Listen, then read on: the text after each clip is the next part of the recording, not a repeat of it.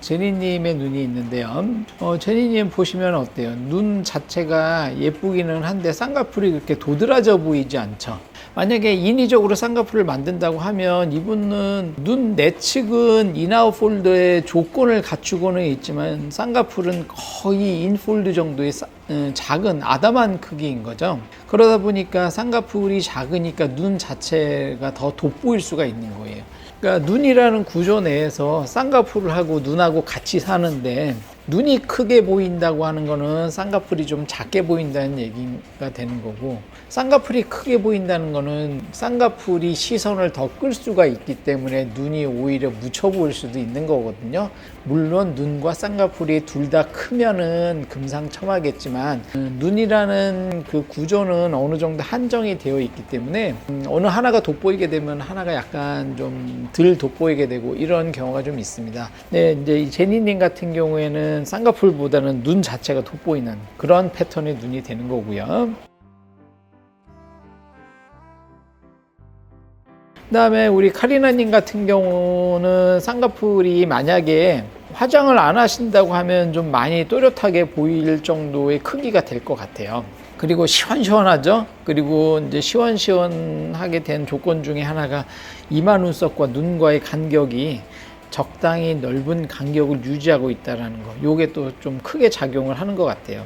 카리나님의 눈 같은 경우에는 되게 이제 검은 동자 자체도 뚜렷하게 보이는 시원시원한 눈인데도 주변도 또한 배경이 넓잖아요. 그 배경이 넓다는 얘기는 즉 이 이마 눈썹하고 눈과의 간격이 어느 정도 이제 적당한 거리가 있기 때문에 이제 시원시원함을 더 돋보이게 만드는 거죠. 그리고 이 쌍꺼풀이 지금 보시면은 사진마다 좀 차이는 있는데 이 눈에서 나올 수 있는 가장 적당한 크기의 가장 높은 쌍꺼풀로 잘 형성이 되어 있는 것 같아요. 이 뒷부분의 쌍꺼풀의 윤곽을 보시면은 이 뼈 윤곽하고 잘 맞아 떨어지잖아요. 이 눈을 둘러싸고 있는 안화연, 즉 눈 주변의 이 뼈하고 쌍꺼풀의 그 끝부분하고 크기가 잘 맞아 떨어지기 때문에 구겨지지 않고 잘 크게 적당히 잘 보이는 그런 쌍꺼풀을 만들고 있습니다. 네, 수진님은 조건도 상당히 좋으세요. 그렇게 이마를 많이 움직이지 않으심에도 불구하고 요 간격이 어느 정도 있으시고, 그 다음에 원래부터 이렇게 눈 내측이 몽고주름이 없으신 눈인가 봐요. 그리고 여기 이제 안화연을 따라서 보면은 쌍꺼풀도 그 눈에서 나올 수 있는 가장 적당한 크기의 쌍꺼풀로 잘 형성이 되어 있는 것 같아요. 만약에 이제 몽고주름이 있는 분이라면은 당연히 이제 앞트임을 하는 게 앞트임을 하는 게 맞겠죠. 이런 형태의 눈을 생각을 하신다 그러면은 쌍꺼풀의 시작점이 이렇게 이제 인아웃 폴드의 느낌이 날 수 있습니다. 아니면은 이제 경우에 따라서는 이렇게 살짝 뜬 세미 아웃의 느낌을 만들 수가 있겠죠. 자, 우리 아이린님 같은 경우에는 위에 있는 두 수진님이라든지 다른 두 분에 비해서 좀 차이는 뭐냐면 앞라인이 조금 더 보이고 있다는 거예요.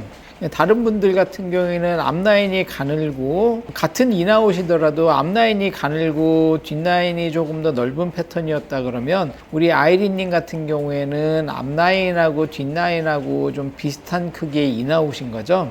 그래서 이런 것은 이제 본인이 원하는 이제 쌍꺼풀을 이제 상담을 하실 때 그것에 대해서 이제 언급을 하시면 되겠고, 이럴 경우에는 앞쪽에 있는 몽고 밴드가 어느 정도 있느냐에 따라서 이게 쌍꺼풀의 윤곽이 적당한 포물선을 그릴 수도 있지만 몽고주름이 조금 센 경우에는 쌍꺼풀이 이렇게 좀 각져 보일 수 있습니다. 그러니까 이제 이쪽 부분에 쌍꺼풀을 보이게 하려다 보니까 앞쪽 부분의 눈 윤곽이 이렇게 조금 각지게 떨어질 수가 있거든요. 그래서 대부분의 경우는 오른쪽 눈이 왼쪽 눈보다 길이가 짧기 때문에 오른쪽 눈에 떨어지는 각도가 좀 더 가파르고 왼쪽 눈이 좀 더 천천히 떨어지는 경우가 많거든요. 그래서 이제 앞트임을 만약에 하게 되면 그 양을 좀 조절을 한다든지 그 떨어지는 각도를 좀 더 비슷하게 맞춘다든지 이런 거는 이제 수술하시는 원장님하고 잘 상의를 해서 결정을 하시는 것이 좋겠습니다.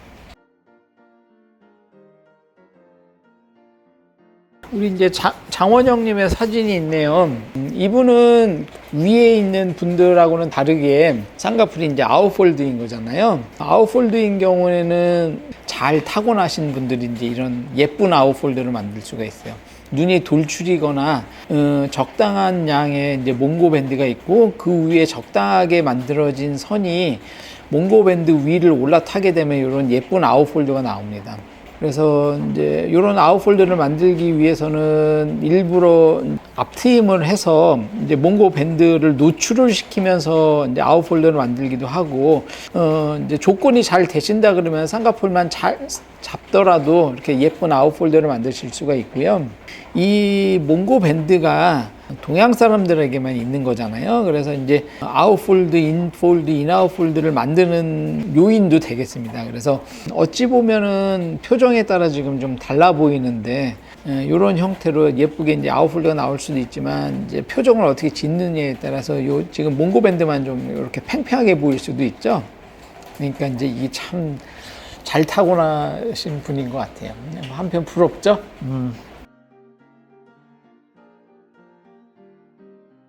자, 오늘 연예인분들의 이제 쌍꺼풀 모양을 한번 살펴봤는데요.